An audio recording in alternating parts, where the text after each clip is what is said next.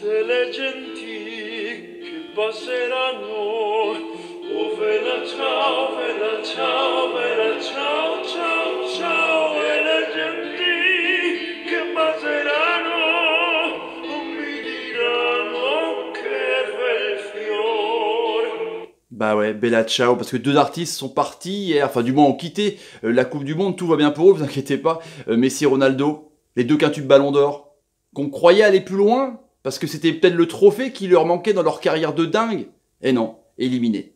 C'est chaud. Salut à tous, footeuses et footeux de la famille, c'est Thomas, on parle Coupe du Monde du dimanche 1er juillet, c'est juillet, donc c'est l'été, il fait beau, et ben non, c'est l'orage, et ouais, il faut se protéger, donc il faut rentrer chez soi, se mettre à l'abri tranquillement, prendre un petit verre de jus d'orange avec 100% d'orange si possible, parce que sinon c'est dangereux, hein, sans déconner. Il faut pas donc sortir avec un objet métallique ou un parapluie avec une armature métallique, parce qu'on peut se faire avoir par la foudre, et la foudre, c'est dangereux, mais Kylian Mbappé, c'est la foudre. Et Kylian Mbappé, c'est pas dangereux pour la France. Allez, c'est parti. Pouvez-vous aussi in Netflix 2018, motherfucker, non, bella ciao. Oh, je mélange les deux langues, je vais être trilingue, truc de ouf. Bah ouais, Cavani, avant de sortir blessé, a fait un match de dingue, avec 2 buts.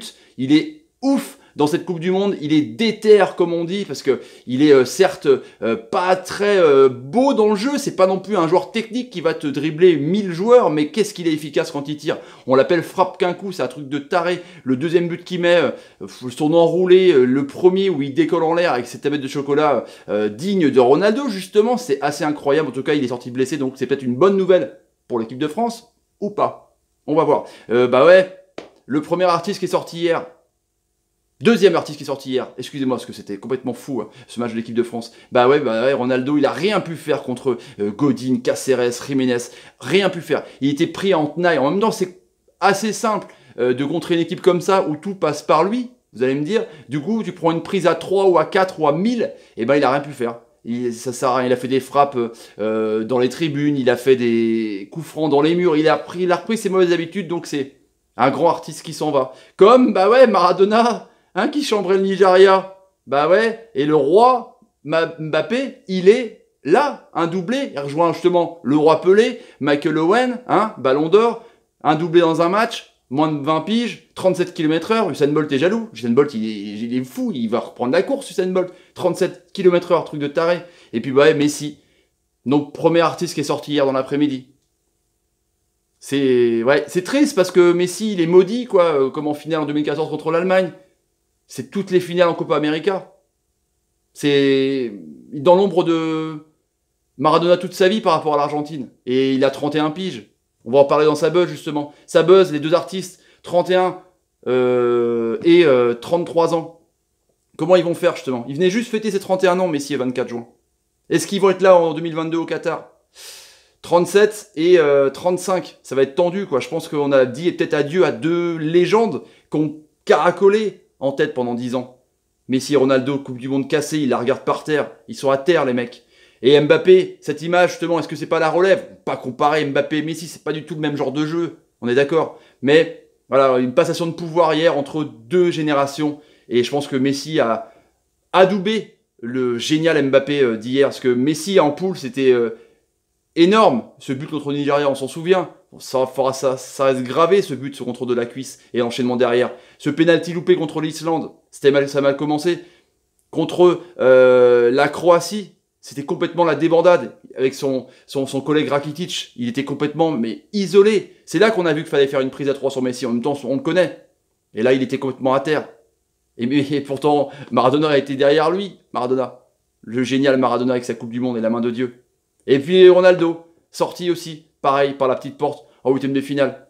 Pourtant, il y a des belles images quand il a sorti Cavani, justement. C'est un genre de classe, c'est un genre de respect. Avec ce coup franc magnifique qu'il a marqué contre l'Espagne, qui a enflammé complètement la Coupe du Monde, avec sans doute un des meilleurs matchs, des plus spectaculaires. On voyait CR7 qui était là, il était phénoménal. Ce but de tête plongeante contre le Maroc, dès le début du match.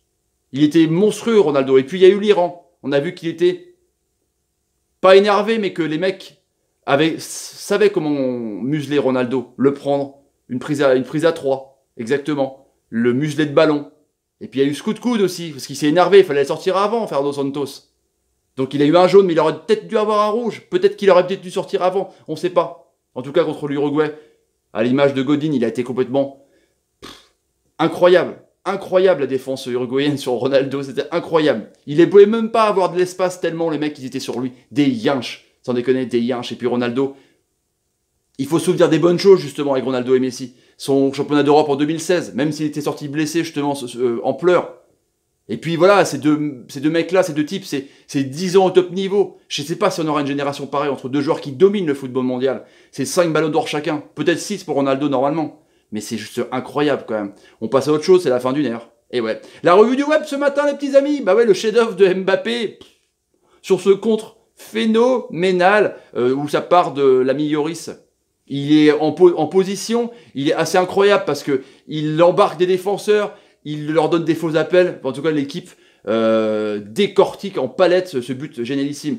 Griezmann avec une approche particulière avec l'Uruguay depuis la Real Sociedad. Un de ses meilleurs potes, c'est Godin. Il y a le maté aussi, la fameuse boisson énergisante naturelle qu'il boit.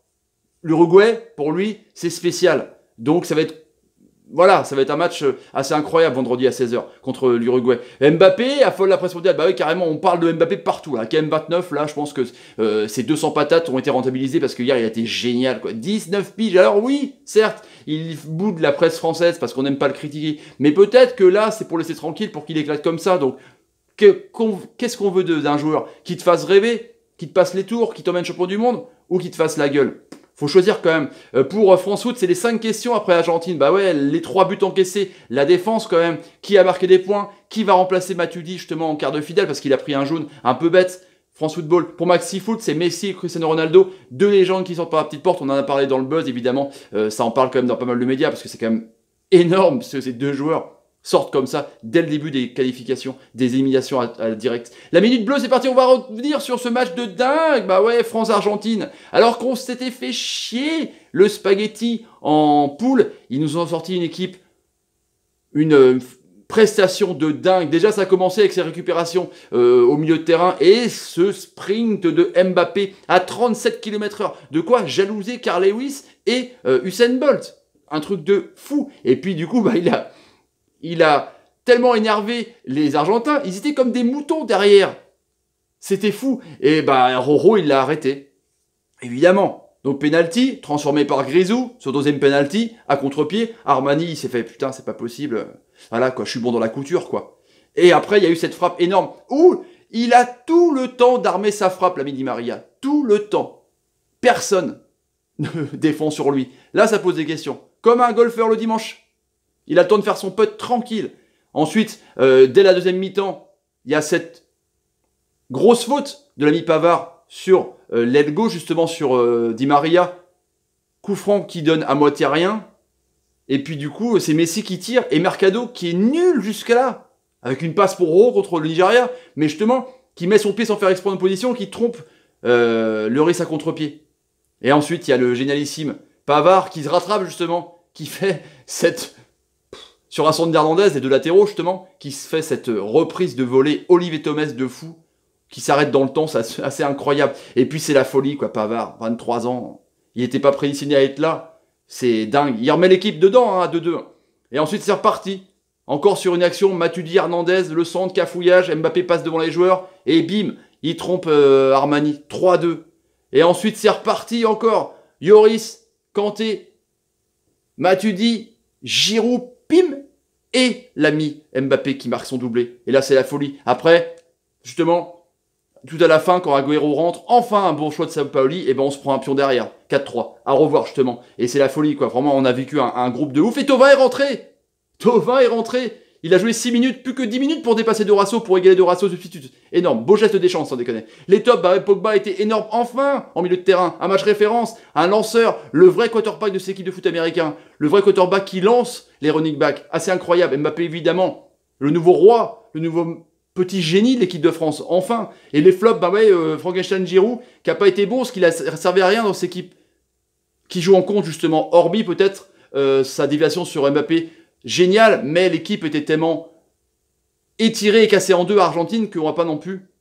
Voilà, c'était peut-être la fatigue argentine, c'est qu'ils auraient même essayé, mais Giroud dans une équipe comme ça, de contre, il sert pas à grand chose. Donc c'est un peu mes flops, parce qu'il a touché même pas 8 ballons en première mi-temps. Et puis Lloris qui prend un contre-pied qui peut-être aurait mérité une appréciation différente sur le but de Di Maria vu que personne l'attaquait. Il a peut-être vu le temps d'armer le pied gauche argentin. Voilà les amis sur le prochain adversaire des Bleus, justement l'Uruguay. On verra si Cavani est blessé, il a déjà une mollet.